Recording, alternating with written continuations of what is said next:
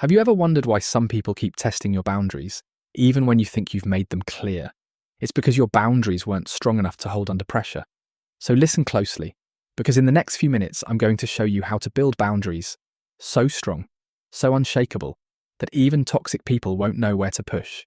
First, the self-abandonment default. Did you ever notice how the people who drain you the most are always the ones who ignore your no? That's not an accident. Toxic people don't push randomly, they push when they sense your boundaries are weak. They test you not because they're confused, but because they know exactly what they're doing. And here's the hard truth. If you've spent your life saying yes to keep the peace, you've been running on what I call the self-abandonment default. It gets installed early. As a kid, maybe you were rewarded for being easy, quiet, and helpful, the one who didn't cause trouble. Every time you swallowed your truth to avoid conflict, your nervous system recorded a message. Your needs are dangerous. Keep everyone else comfortable. That belief became code, and that code became your operating system. So now every time someone crosses the line and you freeze, or justify, or explain yourself to death, it's not weakness. It's that old program running behind the scenes. You might not see it, but toxic people do. It's like leaving your front door unlocked in a neighborhood full of thieves. Most people pass by. But manipulators, they walk straight in because they know you won't stop them. This is why just speak your truth doesn't work, because if that default mode is still active, your voice will come out shaky, inconsistent and soft.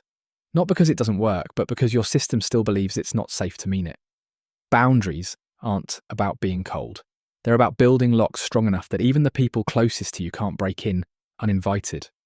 And if you don't reset this default, you'll stay stuck in the same cycle, pulled into guilt, drained by takers, and constantly questioning whether you were too much. But the moment you reset it, you stop shrinking, you stop explaining, and your boundaries stop being suggestions. They become unshakable. In the next chapter, I'll show you how to break that old default and rebuild your boundaries from the inside out. Second, the bulletproof boundary framework. Here's the problem I noticed. Most people think setting boundaries is just about speaking up. It's not. It's about speaking with precision.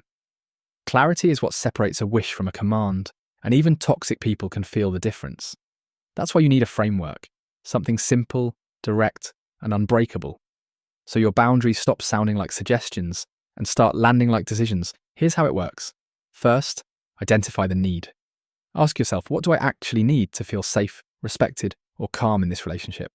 This isn't about venting, it's about defining your standard. Not that I hate when they're rude, but instead I need to have conversation without being yelled at or insulted.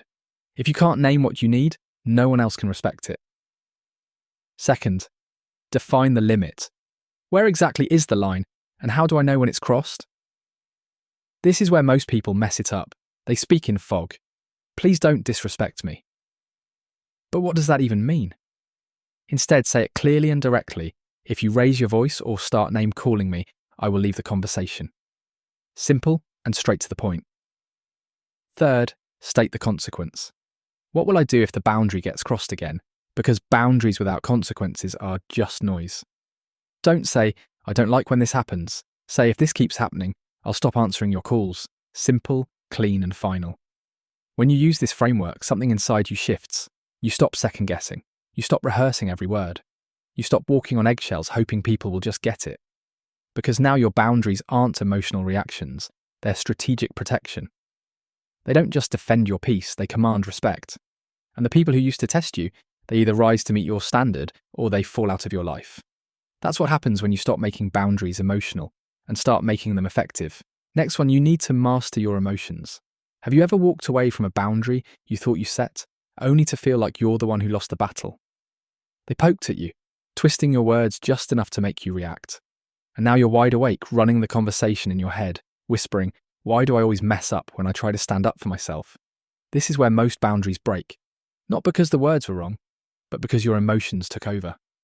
Setting a boundary without emotional control is like locking the front door, but leaving the windows wide open in a storm. You deal with the guilt, the shame, and maybe the fear of being too much.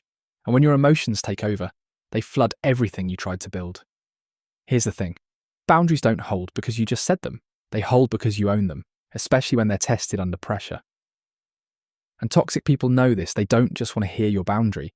They want to see how far they can push it. Because if they can get you to react, justify yourself, or over-explain, they know you'll know, is negotiable. And this is where they've got you.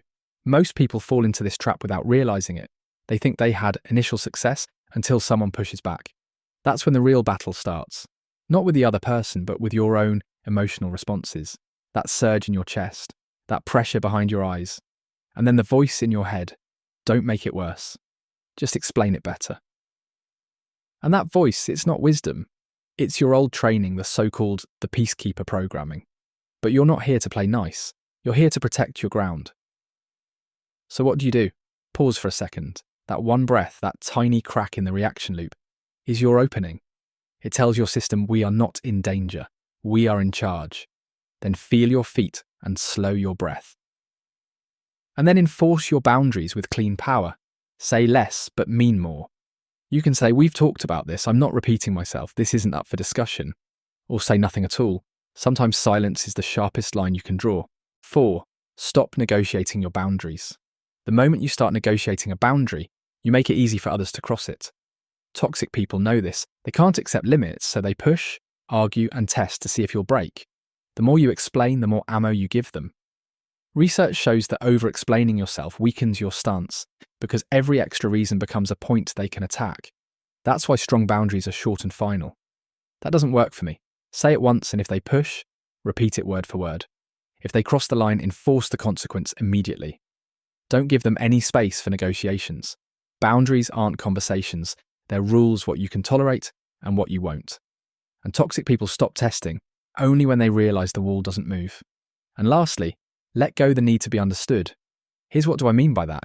You set your boundaries, and suddenly they don't just push back. They twist your own words. They roll their eyes, call you dramatic, or even worse, they give you silent treatment. And something inside you panics. Maybe I didn't explain it well. That's the trap, because over-explaining is emotional leakage. It's your old need for safety showing up disguised as logic. It sounds reasonable, but it's just your nervous system begging for one thing. Please don't make them uncomfortable. Let's be clear, your power isn't proven by their validation. It's proven by your peace. Some people will never understand your boundary, not because it wasn't clear, but because it no longer benefits them. They'll deny it, call it too much, but that's not your job to fix them. Understand you don't owe anyone a detailed reason to protect your energy. You don't need a courtroom speech to justify your limit. And when your inner voice starts whispering, maybe I should explain more, you know exactly what it is. The old pattern. The peacemaker, the trained caretaker trying to keep everyone comfortable, even at your expense. If this video resonates with you, share it with someone else who's ready to level up, and subscribe to Healthy Mind CEO if you are done tolerating average.